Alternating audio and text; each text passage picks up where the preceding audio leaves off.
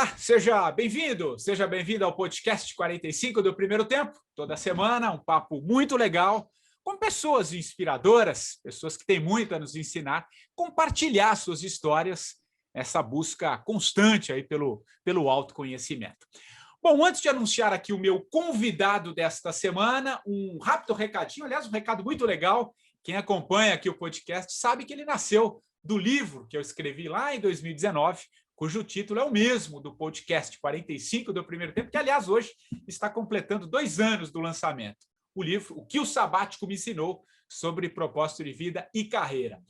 E olha que novidade legal, saiu a versão audiolivro do 45, além de você ler, você pode também ouvir o livro. Ficou um trabalho maravilhoso na voz do meu querido amigo Marcelo Medeiros, uma das vozes mais bonitas do rádio e um cara muito criativo. Nesse audiobook estão os 13 capítulos do livro, a introdução, o prefácio, enfim. Quem quiser, está disponível para compra em diversas plataformas de áudio. Aliás, eu deixei o link, vou deixar o link também no meu Instagram, o patricksantos.oficial. Bom, chega de recado, vamos ao que interessa, chega de papo furado. Bom, olha só, o papo de hoje é com um cara jovem, diria na flor da idade, mas com aquilo que alguns dos mais vividos chamariam de alma velha. Esse cara faz da sua vida um grande laboratório, está sempre mudando. Aos 29 anos, esse brasileiro de nascimento, com o rosto asiático, crescido na Espanha e com nome alemão, é um buscador, um apaixonado pelas questões existenciais profundas, o que leva sempre a refletir, né, sobre o nosso verdadeiro propósito. Aliás, foi em busca dele que, desde cedo, não teve medo de deixar, por exemplo, uma importante universidade federal para empreender, fundando a Prof, que levou educação, autoconhecimento e transformação para as escolas, impactando aí milhares de jovens em vários países. Depois de 7 anos, ele entendeu que o ciclo havia se fechado, decidiu trilhar novos caminhos, até porque, segundo ele, só podemos viver a vida significativa se mudarmos os nossos paradigmas. E um bom começo, como ele gosta de frisar, é seguir o coração. Eu estou falando do jovem Mark Christie. Tudo bem, Mark? Que legal falar contigo, cara. Que delícia essa introdução, cara. Que energia gostosa que tu tem. Obrigado, Patrick. Eu que te agradeço, cara. Muito, muito legal. Tava a fim de fazer esse papo contigo. Eu ouvi um podcast que você participou com a Alana. Achei muito interessante, mas eu já te conhecia aí, puxou aquele gatilho. Pô, eu lembro da tua história. Eu tinha assistido um TED seu, achei incrível, cara. Já um TED até bem antigo.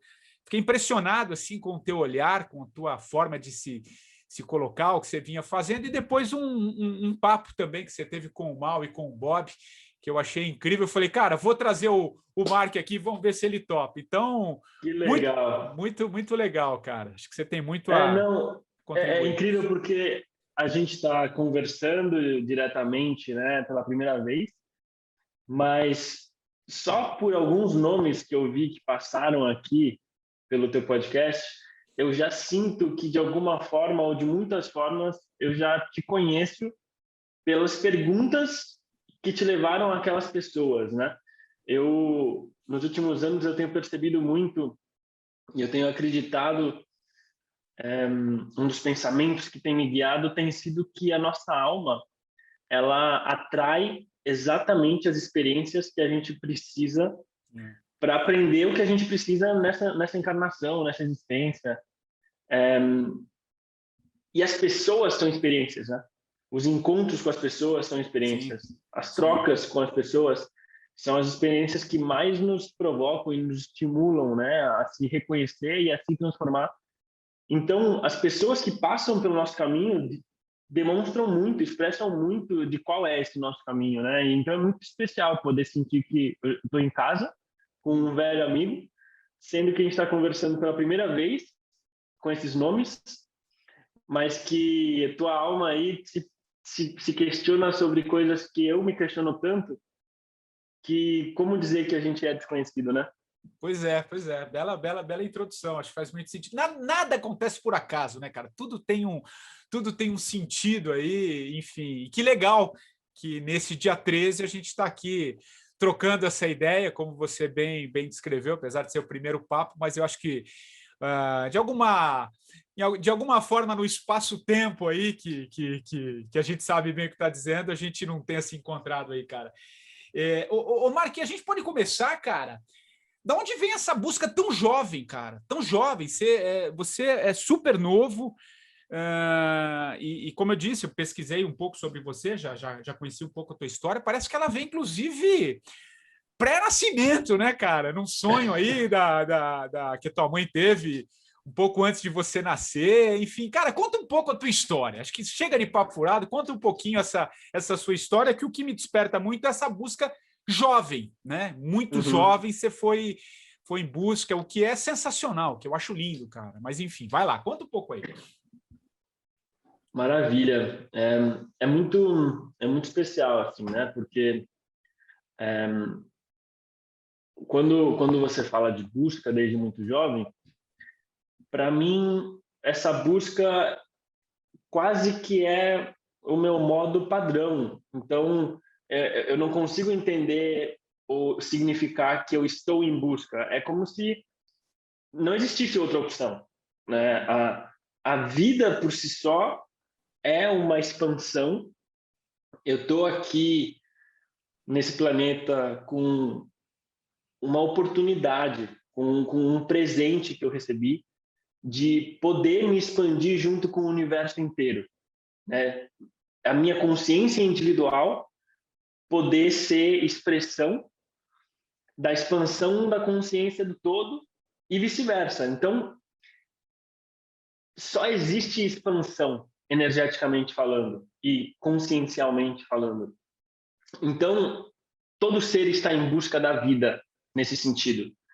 E talvez essa consciência venha desse presente e, ao mesmo tempo, responsabilidade que eu recebi dos meus pais, começando com a minha mãe, que, como você começou a trazer, né? Na gravidez dela, ela teve um momento de muita conexão espiritual, de um transe em que ela recebeu uma experiência metafísica, né?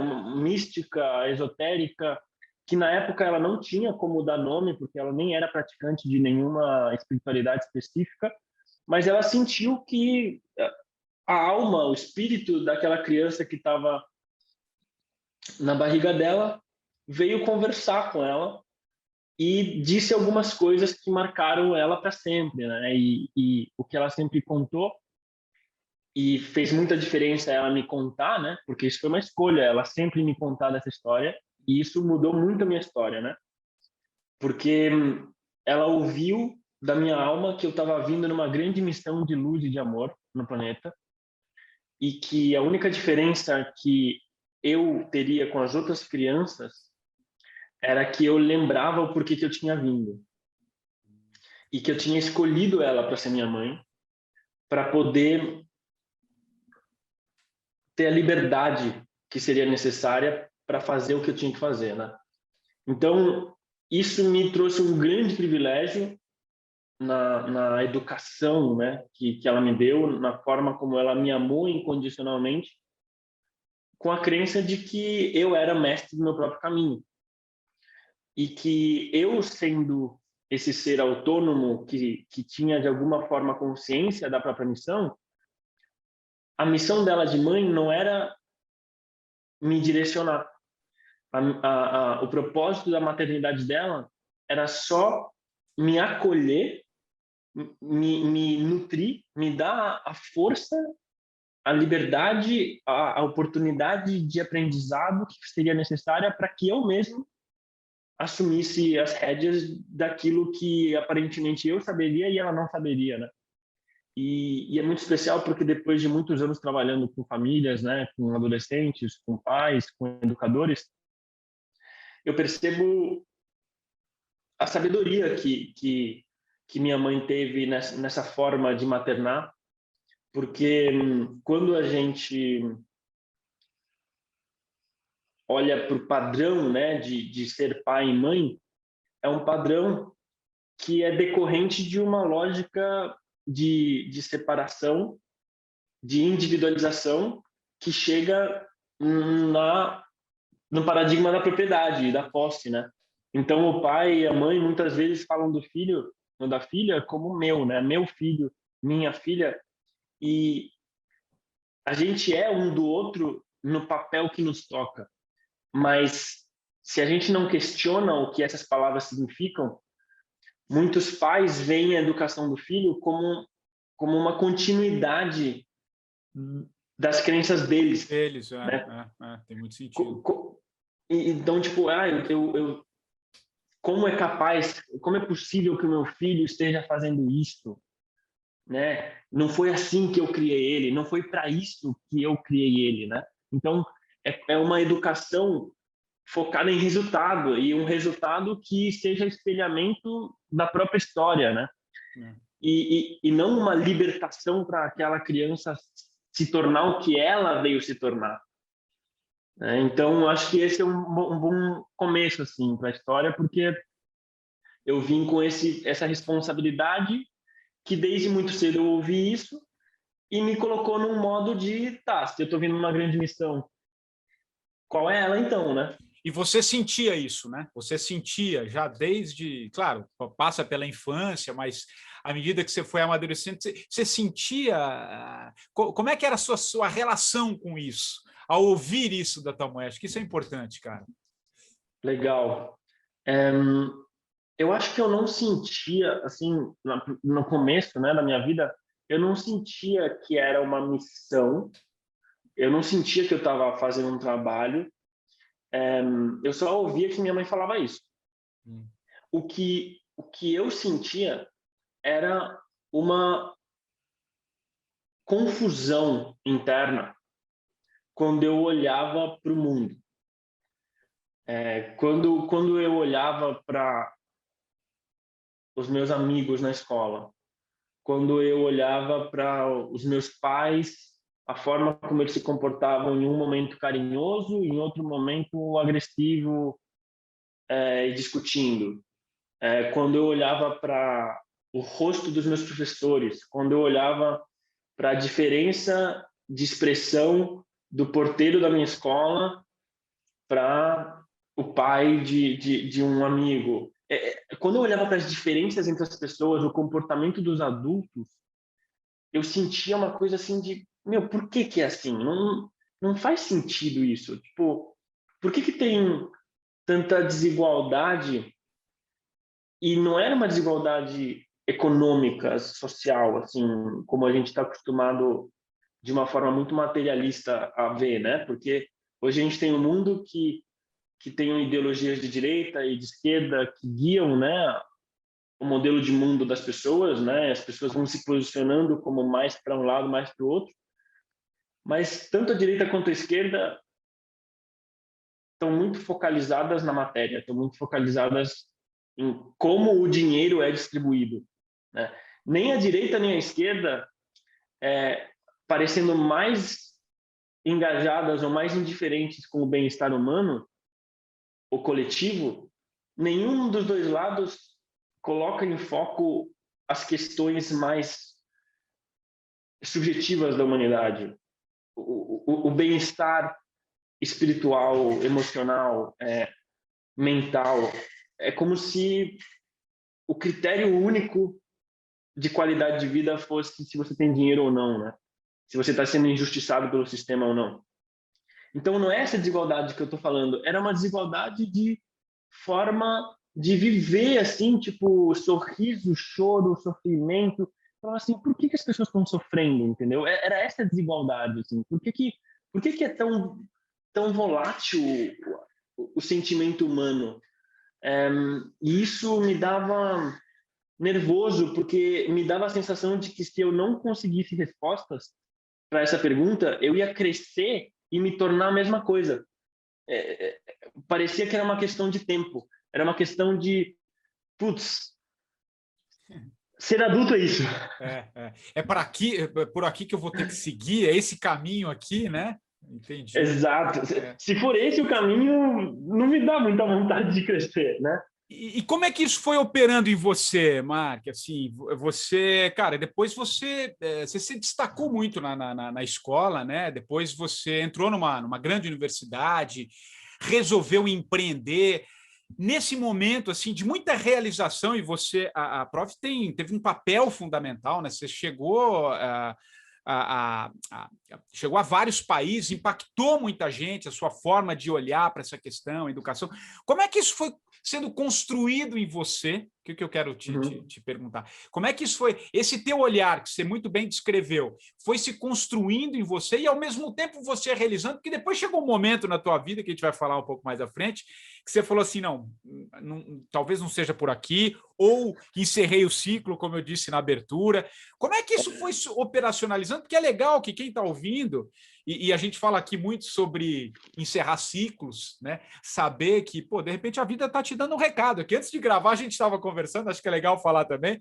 Você teve um problema surfando, né? Você tomou um caldo, sei lá, não sei a expressão que se usa no surf. Você está com um problema aí no ombro, e eu te falei que eu também estou com um problema aqui em função de uma tendinite calcária, que alguma coisa está nos ensinando, mas enfim, a vida está sempre direcionando, né? Então fala um pouquinho, cara, como é que isso foi como que foi esse processo seu de construção mesmo, né? E depois entendendo esses ciclos, cara, que eu acho legal, acho interessante. Pô, tô amando tuas perguntas. Qualquer coisa me interrompe, tá? Não, vamos embora. Quando você fala de a operacionalização desse sentimento, né? Eu diria que essa confusão que eu estava falando na adolescência e na época de entrar na faculdade virou um peso, porque eu comecei a me sentir muito sozinho e eu comecei a me sentir muito descolado da realidade. Assim, tipo, putz, por que tá todo mundo de boa conversando de que time que ganhou? Por que tá todo mundo de boa só falando, sei lá, de que achou tal menina bonita ou não? E eu tô aqui com perguntas que parece que ninguém tem tempo para elas, ou ninguém quer elas, né? E eu me sentia sozinho e, ao mesmo tempo, acho que eu me protegi bastante dessa solidão usando muito da estratégia da arrogância. Porque como a minha mãe tinha me dado essa profecia e eu não conseguia pertencer muito aos grupos, né? Sempre me sentia meio de fora.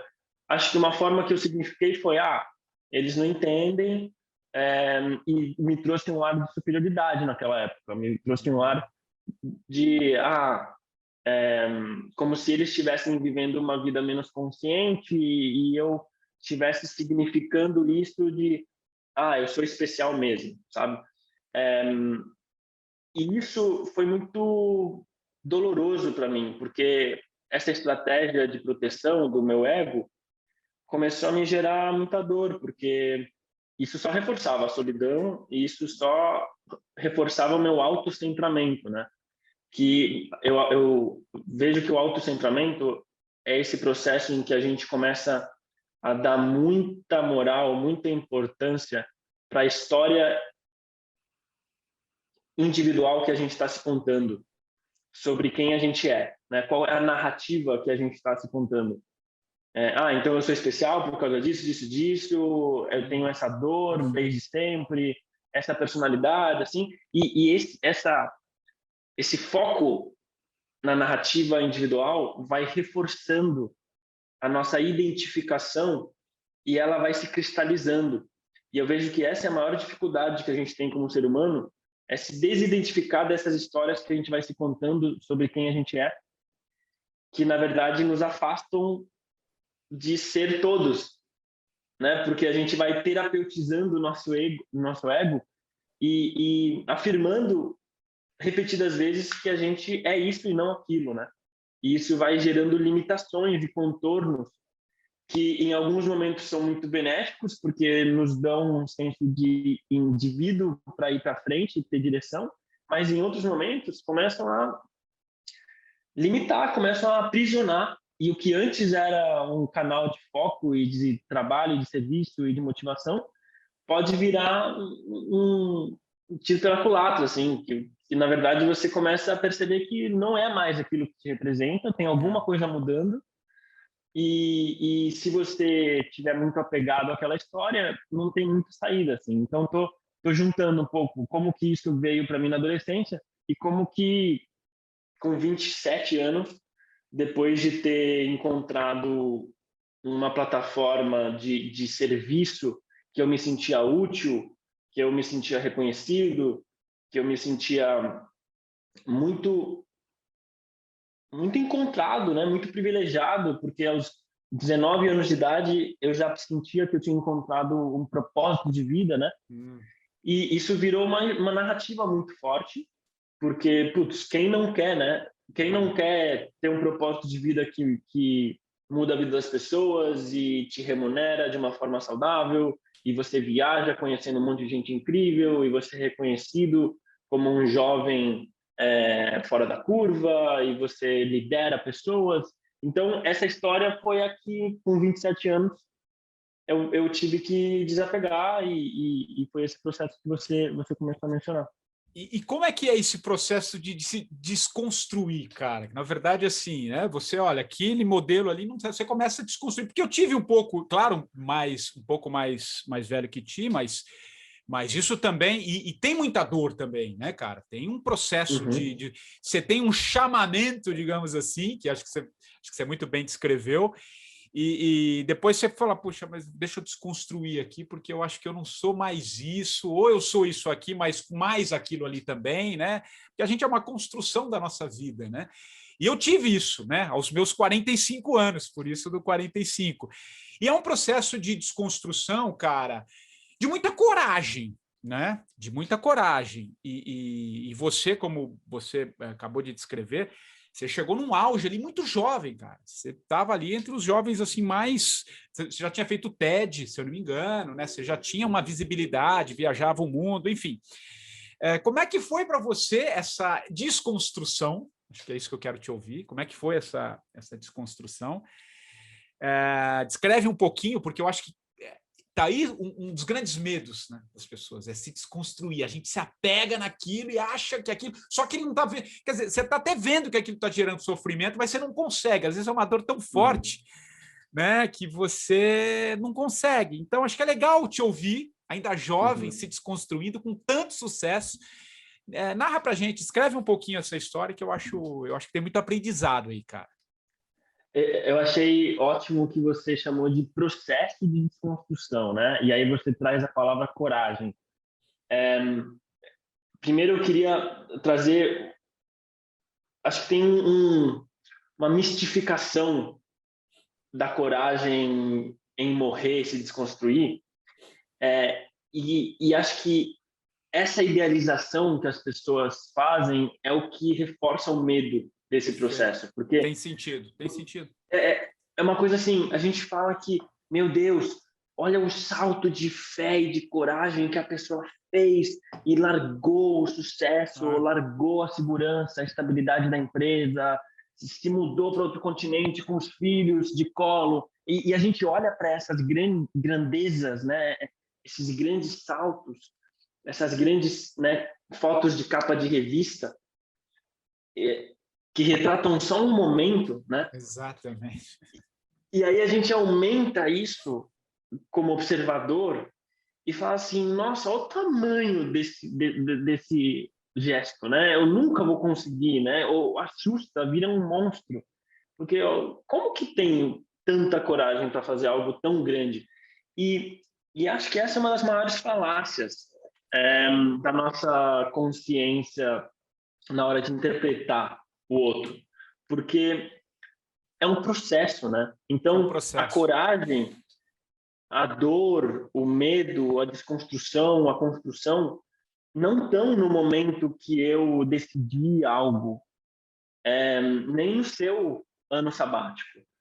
É no agora, é no dia a dia que as pessoas agem de forma corajosa ou cedem ao medo e se paralisam. não é daqui a 3 anos, na hora de renovar o contrato, que vai ser o ato.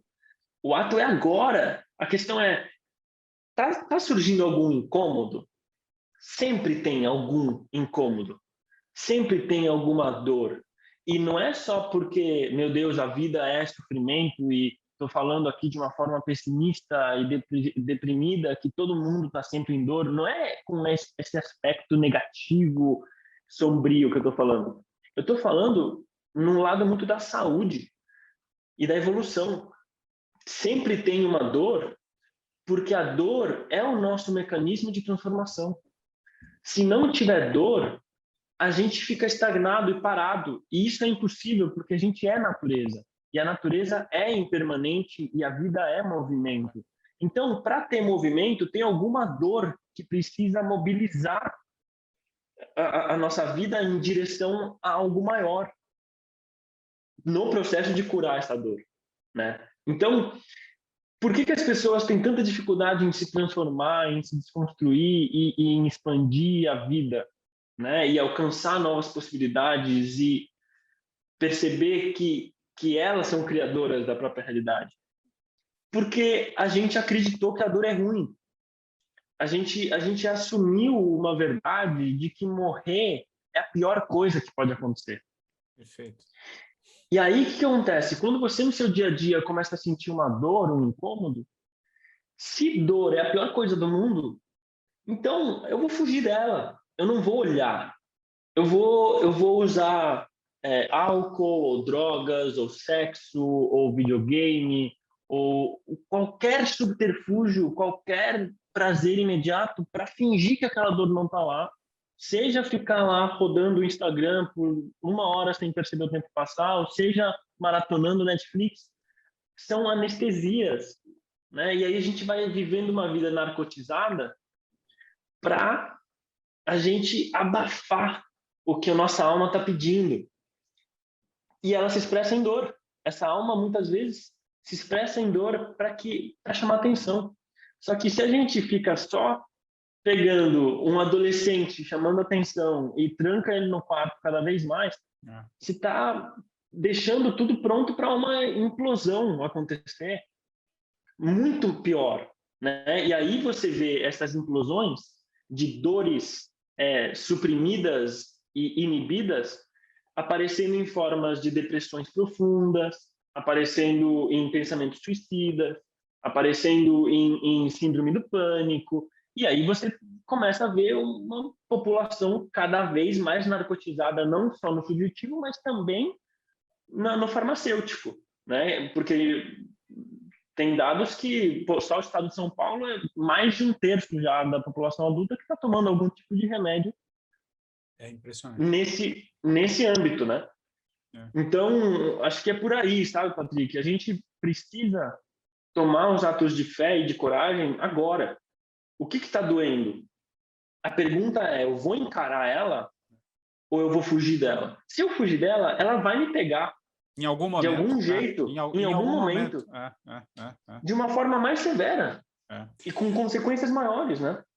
Porque é muito importante, né, Marqui? E é legal tá te ouvindo nesse aspecto, porque a gente é o tal do sentir, né, cara? A gente precisa sentir as coisas. A gente sempre vai deixando, vai afastando, não quero isso, não quero, né? Olhar para até no campo simbólico, né? Em vários, a gente está falando aqui de dores, que eu tô saindo aqui, eu vou ter que tomar um negócio aqui por conta desse problema. Mas diz muita coisa, né? Tem aí, então esse processo de sentir é muito, muito importante. Diria que é fundamental para você começar a dar esse passo, porque uma outra coisa que quem ouve aqui o podcast, eu estou sempre falando que a gente pode mentir para qualquer um, mas você não mente para você. Ali dentro, cara, isso você não adianta, cara. Você pode, né? E é fundamental, cara. E é importante. E como é que você operacionalizou isso em você, naquele momento ali, no auge mesmo?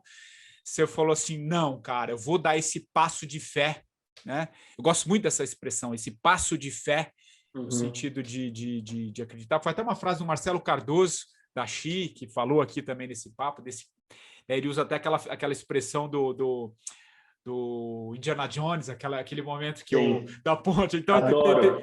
tem muito sentido. Então, como é que foi, cara, essa conversa contigo? Que estava reverberando ali internamente, que você falou assim, não, vou ver o que a vida está pedindo, o que a vida está me proporcionando. Legal falar. É, como a gente estava falando, né? É um processo. Então, os primeiros anos do Prov foram, nossa, uma das aventuras mais épicas e mais maravilhosas que alguém pode viver, porque você está com 19 anos, 20 anos, você saiu da faculdade, todo mundo te criticando, falando que isso não vai funcionar, falando que você é um moleque, que a vida não é assim que funciona, que o mundo real não é esse idealismo todo. E aí você consegue, através de pessoas incríveis, que acreditam em você e vão te dando chances, e você vai superando os seus próprios limites, construindo algo real que toca as pessoas. Nossa, é como se você fosse um semideus sendo apoiado pelo Olimpo, sabe? Tipo assim, nossa, como a vida é mágica, é incrível. Então, os primeiros anos do Prov foram isso, assim, minha vida era, caraca, meu, que sensacional viver, era uma coisa muito, muito, muito, muito intensa, em que não existia nada a não ser essa história. Então, eu não dormia, eu não comia, eu não preservava e não era prudente com a minha vida. Eu acho que isso é uma coisa que normalmente não se fala, mas eu levei tanto ao extremo essa empolgação com o propósito, né, e colocando ele como a única coisa que importava, que a minha própria vida começou a não importar. A história ficou mais importante que a vida, e acho que isso é real para muita gente. Interessante, Né? E um símbolo disso é que, cara, sem brincadeira, assim, eu acho que deve ter tido uns 5 momentos em que eu podia ter morrido num acidente de carro da minha responsabilidade, de estar dirigindo varado 2 noites sem dormir, ou estar dirigindo, sabe, 4 horas depois de dar 10 horas de palestra, sabe? Tipo, coisas que não se faz, né? E que não é prudente, você não está cuidando de você. E, cara, anjos da guarda muito fortes, porque 5 vezes eu escapei por pouco de levar uma consequência imposta pela vida, assim, né? E pela morte. Então, foi muito forte, 3, 4, 5, talvez, primeiros anos, né? Dos meus 20 aos 24, 25. Então, assim, nossa, tudo maravilhoso. E aquilo me contemplava e eu relevava a parte difícil, né? Então, assim, não, faz parte. Né? E eu justificava um desequilíbrio. No 5º ano, eu diria que as coisas começaram a mudar. Eu comecei a perceber que algo não estava tão legal. E eu comecei a sentir no dia a dia que eu já não tinha a mesma empolgação, ou eu já não me satisfazia tanto por coisas que antes eram maravilhosas e que agora não tanto, e o desequilíbrio começou a gerar dores que eu comecei a não conseguir esconder, né?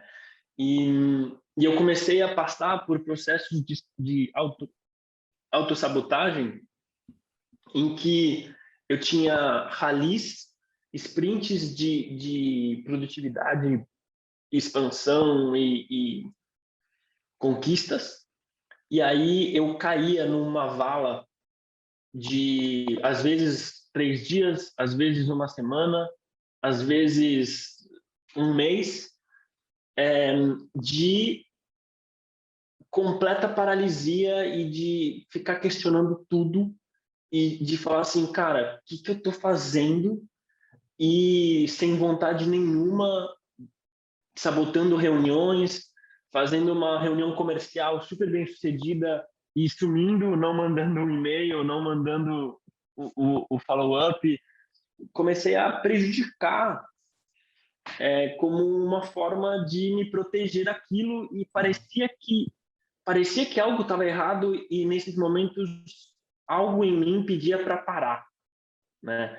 É como se fala assim, cara, não é por aí.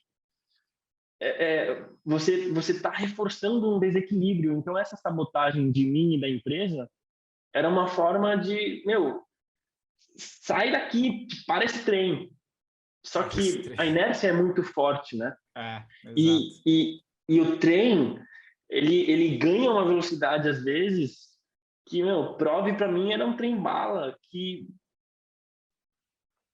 dependendo de quanto que você já apostou num caminho e numa história, a sensação é que não dá para parar o trem. Exatamente. Eu vivi um pouco isso. Tem muito sentido. Tem muito sentido. E aí? Porque o que mais dificulta isso é que a gente enxerga a nossa realidade como um conjunto de interpretações, não só nossas, mas de quem está ao nosso redor. Perfeito. Exato. É isso. Então, se as pessoas em volta estão dando muito feedback positivo para o que você está fazendo, isso só reforça a ideia de que aquilo é certo. Aí dá um tilt, né? Aí você vai. Aí dá um tilt. Dá um tilt. Exato. Então, assim, já é difícil de você sair de uma história de fracasso, né? Mas é tão difícil quanto sair de uma história de sucesso. Perfeito. Porque polaridade. É a mesma moeda. É a mesma moeda. É a mesma moeda e é uma moeda de aprisionamento da tua narrativa do ego. Seja você o salvador da humanidade ou seja você a vítima do sistema, né? É muito difícil porque está todo mundo reforçando ou que você é realmente um coitado ou que você é o líder da humanidade e admiração de todos, né? Então, foi muito louco, porque eu comecei a perceber essa incoerência, comecei a perceber o quanto que fora estava um joinha e dentro estava cada vez mais vazio, sendo que o meu trabalho era cuidar do vazio dos outros. E aí eu comecei a sentir uma incoerência. É incoerência, isso que eu ia falar. Exatamente, cara. Muito a ver. Um gap muito, muito violento para mim. Porque isso é dor, né, cara? Você falar e o que você não está dentro de você, né? Isso é foda. Exato.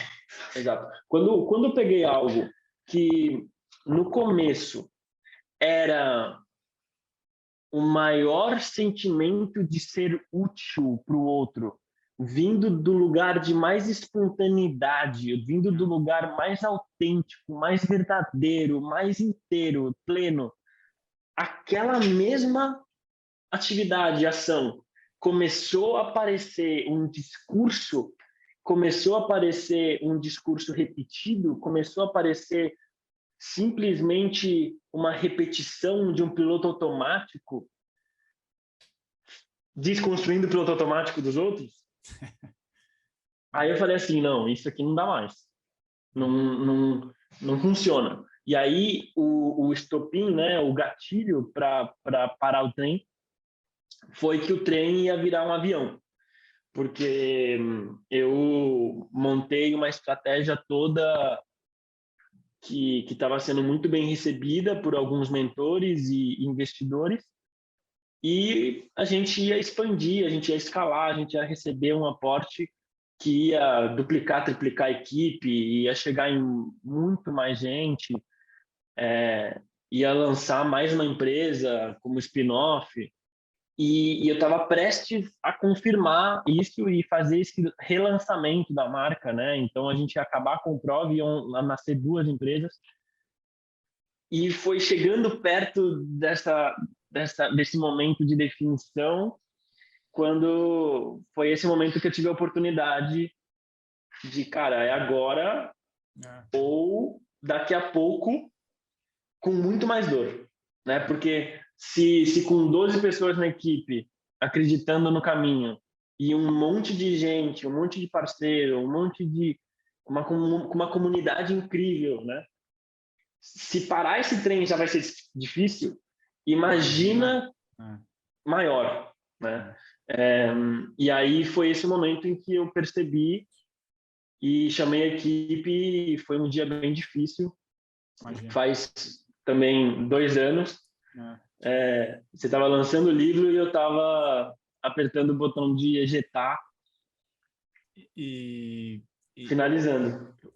Mark, e como é que foi, cara? Então, a partir desse momento que você apertou esse botão, deixa eu fazer uma pausa aqui, né? Deixa eu repensar a minha vida, enfim, descer para o vestiário, para usar uma metáfora aqui muito comum do 45 e tal, para ver que bola que eu vou jogar no segundo tempo ou para dar uma sequência na minha vida. Como é que Sim. foi esse momento? E o e acho que a gente pode avançar um pouquinho. Como é que está o Mark? Como é que você está hoje, cara? Qual o seu olhar? Legal. Qual o sentimento? Por onde você está orbitando? O que você está olhando como sentido? Eu acho muito bonito aquilo que eu abri aqui, que eu falei também na abertura, de ouvir um pouco o coração, né, cara? Acho que a gente está vivendo um momento que é ali. Sair um pouco daqui do racional e dar espaço para isso. Que foi isso, de alguma maneira, que você fez ao falar que não dá. Então, como é que você está vendo isso? Como é que você enxerga tudo isso nesse momento, inclusive, pandêmico, de muitas transformações? Fala aí, como é que você está hoje, cara? Bom, quando aconteceu a desconstrução máxima, que foi fechar a empresa, né? Finalizar, eu caí num lugar de vazio, não só um vazio interno, mas um vazio geral, né? Porque minha agenda abriu, né? Um vazio que teve uma luz muito forte, uma sombra muito intensa. A luz foi que, pela primeira vez, eu me senti pertencente à humanidade, no sentido de se conectar com o mundano. Porque imagina que até os 27 tinham sido 27 anos de uma jornada de odisseia, assim, de uma grande missão, muito conectada com aquela profecia da minha mãe, muito grandiosidade em tudo, sabe? Sempre tudo muito intenso. E com 27 anos, quando acaba a prova, eu falo assim, nossa, não precisa ser assim. Nossa, tipo, que delícia, eu posso ficar aqui brincando com o cachorro da minha sogra por 1h30 sem olhar para o relógio e sem me sentir culpado porque eu não estou fazendo algo de bom para a sociedade. Nossa, eu posso só ficar à toa. Isso é uma possibilidade e isso foi muito bom para mim, porque por trás daquela é meio que um propósito holic, né? Tipo, o workaholic, propósito holic, assim. Por trás daquilo tem muita angústia de dever, né? De você ter que estar, de alguma forma, em dívida, porque se eu tenho o privilégio de ter dons, talentos e consciências que podem fazer o bem para o outro, então é como se eu tenho uma dívida por ter esse privilégio, de que eu tenho que estar em ação constante, senão eu estou sendo um desperdício e eu estou só reforçando a injustiça do mundo, sabe? Cara, então era muito pesado para mim. Era uma coisa muito vindo de um lugar de angústia. E aí foi a primeira vez que eu senti uma paz de não precisar salvar ninguém, sabe? E isso foi muito bom. O lado ruim foi que eu caí num lugar de, cara, quem sou eu então? Né? Porque se eu não estou mais aceitando essa narrativa, é possível viver sem narrativa? O que é um ser humano encarnado em um corpo, com um nome, com uma idade, com pessoas ao redor, família, sem história para contar? Né? O que é o ser humano sem significado? Sem conseguir dar um sentido para passado e para futuro? Porque na espiritualidade se fala muito de o agora e o presente é a única coisa que existe, e isso fica sendo repetido por todos os mestres, mas tem um porém. né? A gente, na nossa consciência divina, realmente não existe nem tempo nem espaço. A gente é uma coisa só e o agora realmente é a única realidade, né? Mas na realidade relativa de eu como indivíduo percebendo o mundo aqui como Mark, a gente não existe sem passado e futuro. Porque a gente precisa de algum sentimento de direção. E não existe direção sem origem e destino. Perfeito. Então, eu preciso ter, de alguma forma, uma matriz de quem sou eu, que história que eu estou contando, né? O que esse corpo está deixando na Terra, né? Então, foi muito difícil, porque eu passei, cara, 1 ano ou mais, né? Sem saber, e aí me sentindo super mal, aceitando projetos de consultoria que eu ganhava por hora, o que eu ganhava por mês antes como empreendedor social, e me questionando por que eu estava fazendo aquilo, e sem motivação para nada, cínico, cético com qualquer movimento de impacto social, achando tudo uma narrativa superficial do ego de cada empreendedor, sabe? Eu estava super desconstruindo a mim e a todos, né? E eu entrei numa caverna, sumi das redes sociais, sumi de tudo, não queria ver ninguém, estava só com a minha mulher, Natasha, vivendo aquele casulo, aquela metamorfose, né? E foi muito bom, porque a gente fez uma viagem para a Ásia e eu diria que um dos momentos chave foi quando, em janeiro de 2020, eu tomei a decisão na Tailândia de que eu não precisava fazer mais nada para ninguém e que eu podia só ser eu podia só ser feliz, só cuidar da minha família e que não tinha nenhum dever para com o todo, que eu não estava em dívida, eu podia fazer o que eu quisesse, podia ser só mais uma pessoa vivendo seu processo de aprendizado, né? E isso foi uma libertação muito incrível e é muito engraçado porque foi no momento que eu decidi que eu não precisava fazer mais nada que eu tive a experiência que me arrebatou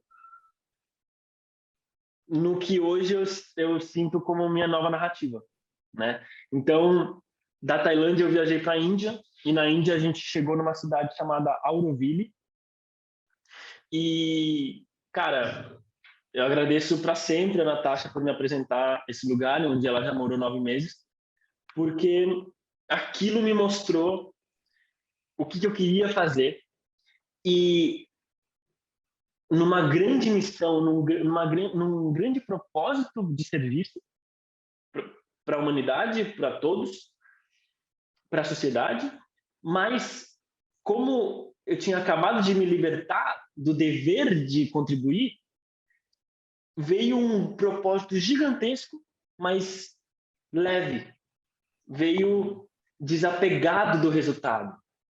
E isso, acho que é a maior paz isso é foda. Que dá para sentir. Eu faço e eu vou me dedicar a isso simplesmente porque faz sentido. Simplesmente porque ser eu hoje é fazer isso. Fazer isso é uma expressão de quem eu sou hoje. Mas não é porque eu preciso. Não é porque o mundo precisa ser mudado. Não é porque tem algum lugar, alguma pessoa, algum projeto que precisa ser salvo. E você conseguir servir ao outro sem esse contexto de autoimportância, né? Porque a gente esquece disso. A gente esquece que ser salvador é muito gostoso para o ego. Muito. Alimenta muito. Exato, porque olha aí a sociedade quebrada e nós, os grandes mensageiros do futuro, sabe, trazendo luz e amor. É muito bom se sentir tão importante assim para a humanidade. Quando, na verdade, se eu morrer hoje aqui, depois da nossa conversa, o mundo continua girando. Fica girando. Perfeito, é isso. O Patrick vai falar assim, poxa, que pena, o menino lá que eu entrevistei morreu hoje e tal.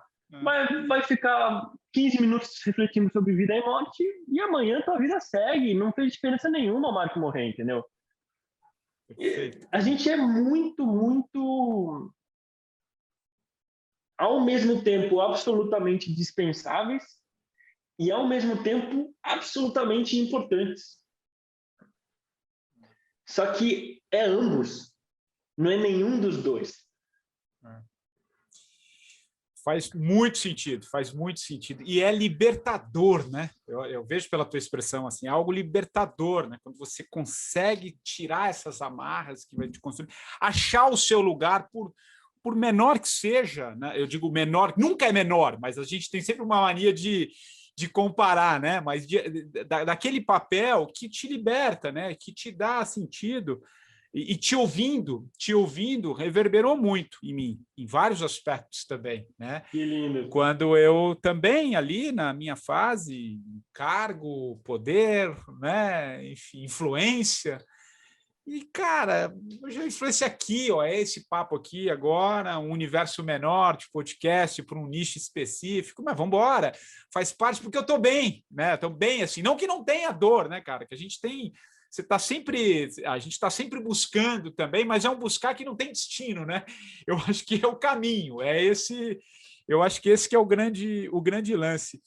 Ô Marqui, para a gente começar a caminhar aqui para o fim da nossa conversa, cara. Que mundo precisa ser desenhado, cara?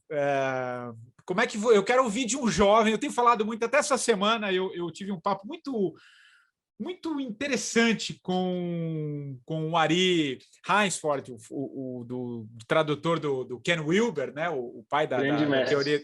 Um cara incrível, assim. E num determinado momento da conversa, a gente estava falando, tanto da minha parte quanto da dele, de um certo otimismo que eu trago pelo meu olhar, e ele, de alguma maneira, trazendo, inclusive, com base em tudo que Ken Wilber diz, um pouco no jovem, cara. E você é um jovem, né? Da gente sair um pouco desse olhar, porque a gente está vivendo um momento que parece que tudo vai acabar, né? O medo dominou, né? Você olha, a gente está com medo de tudo, medo de morrer, medo de perder emprego, tá muito punk o que a gente está vivendo. Mas, ao mesmo tempo, ali a gente conseguiu, nesse papo, trazer um olhar muito calcado no jovem, né? E por tudo que você falou aqui já nesse papo, traz um pouco de esperança, né? Nesse sentido cara, você não precisa de tanta coisa, acha o seu caminho, talvez é menos ter e mais ser, né? O jovem traz um pouco isso, claro, com as suas dores da idade, a gente tem uma mania de achar que a nossa geração é sempre a melhor. Cara, que acho que cada um, tem suas dores e alegrias. Então, cara, o que eu queria te ouvir, para a gente caminhar para o fim da nossa conversa aqui, o que mundo que a gente precisa desenhar, como é que você está vendo? Você vê um certo otimismo, por onde a gente pode olhar, né? Fala um pouquinho, cara. Acho que é legal vir de alguém que ainda tem um longo caminho. Vai lá. Essa pergunta me toca muito, assim.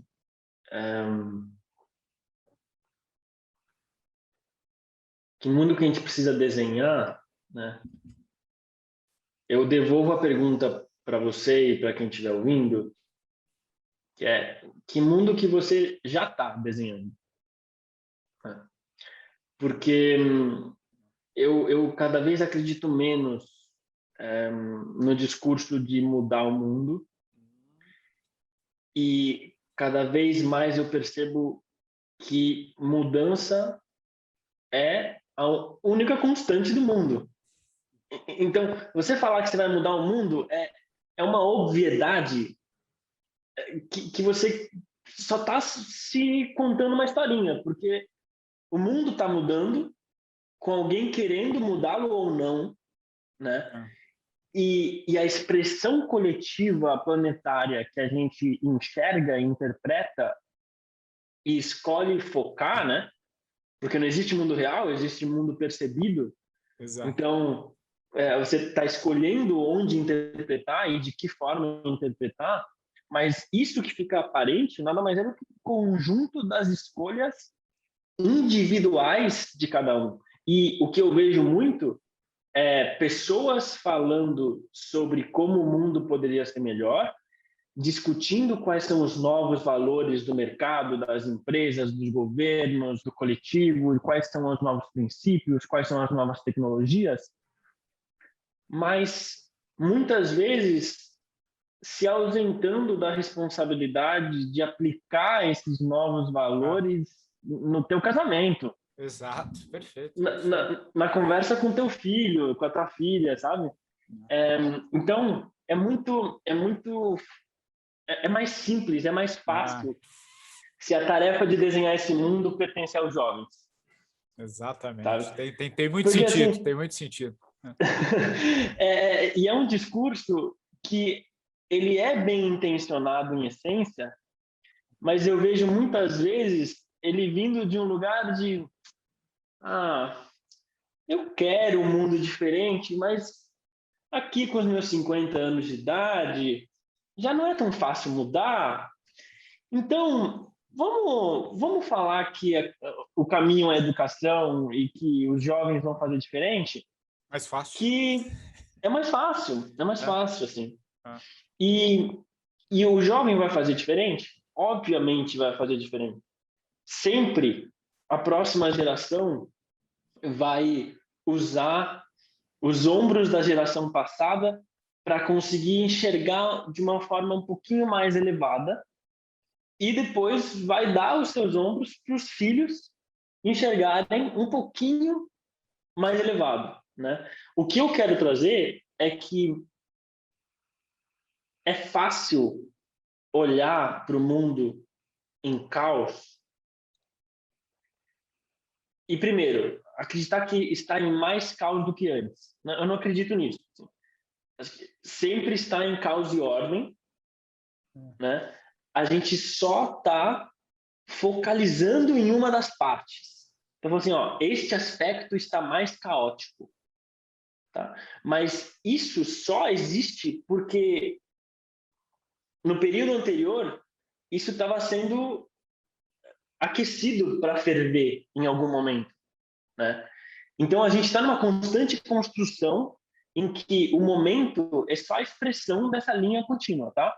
Então assim, cara, eu sou muito otimista, porque se você se deixar levar pelo medo, a pergunta é medo do quê?